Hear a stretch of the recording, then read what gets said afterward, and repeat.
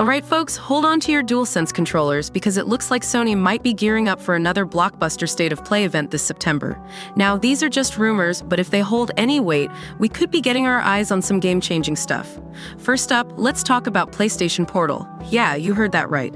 It looks like Sony could finally give us a closer look at its much-rumored handheld device. Could this be Sony's answer to the Nintendo Switch, or something entirely new? Only time will tell. But wait, there's more. We're also potentially getting a deeper look at Marvel's Spiderman 2. If you loved web swinging around New York in the first game, get ready for round 2. I'm crossing my fingers for some gameplay footage. And if your wallet is already crying at the prospect of these potential new releases, brace yourself. Rumor has it that Sony is also planning to unveil the PS5 Slim. It's tipped to launch later this month, so start saving up now if you haven't gotten your hands on a PS5 yet. Now you might be wondering, why now? What's the big occasion? Well, gaming insider Jeff Grubb from Giant Bomb believes that the recent PlayStation Plus price increase could be a let-in for this upcoming State of Play. That might be a tough pill to swallow for some, but if it's paving the way for some major announcements, it might just be worth it. So mark your calendars and keep an eye out. If these rumors prove to be true, this could be one State of Play event you won't want to miss. Alright, if you've been scouring the internet for every crumb of information about GTA 6, then buckle up because we've got some juicy tidbits to dive into. No, it's not an official announcement, but it's the next best thing, a dose of credible rumors to keep the hype train rolling. So here's the deal. Tez2, an authoritative insider who's got a track record when it comes to Rockstar games, recently dropped a bomb on GTA forums. They hinted that the official announcement for GTA V could be just a few months away. But wait, it gets better.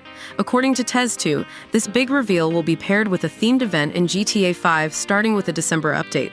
Now, what happens if Rockstar decides to hold off on the announcement? Well, it looks like the GTA 5 event would then also be pushed back to coincide with the official word on GTA 6. You might be thinking, okay, rumors are rumors, but where's the hard evidence? Well, let's talk money.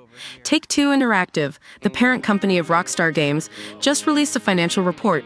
They're forecasting record profits for the next fiscal year, running from April 2024 to March 2025. And let's be honest, nothing, not even the robust sales of GTA 5 and Red Dead Redemption 2 can bring in money like a brand new GTA game. So what's the takeaway? Whether it's this rumored State of Play or some other platform, keep your eyes peeled because it sounds like GTA 6 is finally on the horizon. Let's talk economics for a moment. Many of you have noticed that the cost of gaming, and specifically PlayStation, is creeping up. Now, why is that? Sure, we could point fingers at Sony and accuse them of simply wanting to make more money, but there's a broader context that shouldn't be ignored, and that's inflation. Especially with regard to the US dollar, inflation isn't just a buzzword. It's a very real economic phenomenon that affects the purchasing power of money. To put it simply, as inflation rises, each unit of currency buys fewer goods and services. In the United States, inflation rates have been climbing. So while your dollars remain constant, their purchasing power diminishes. This effectively increases the cost of producing goods and services, and that extra cost is generally passed down to consumers. Now let's relate this to the international scene. Some of you have noted that while game prices are going up in the US, they're staying the same in other countries, particularly in Europe. Here's where currency exchange rates come into play. A year ago, one US dollar was worth about 22 Mexican pesos. Today, it's closer to 17, and last month it was even down to 16. That's not just a trivial fact.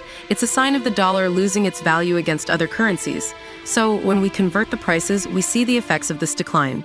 What does this mean for PlayStation and other US-based companies? They're receiving less value for their products when sold internationally. To compensate for this, and to maintain profitability, they may choose to adjust their domestic prices. Hence, you get the rise in the cost of PlayStation services and games. So while it's tempting to think that Sony is simply capitalizing on their consumer base, the reality might be a bit more nuanced.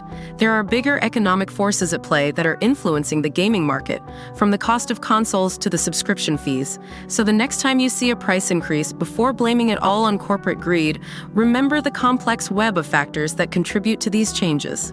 Now, I have to throw in a disclaimer here. I'm not a financial expert or economist. What I've shared is a layman's perspective on the economic factors that could be affecting game and console prices. These are just observations and interpretations based on what I've been seeing with the dollar's performance lately. So what do you all think? Am I on point here? Does this make sense to you as well? I'm really interested to hear your thoughts on this. Let's have a conversation in the comments below.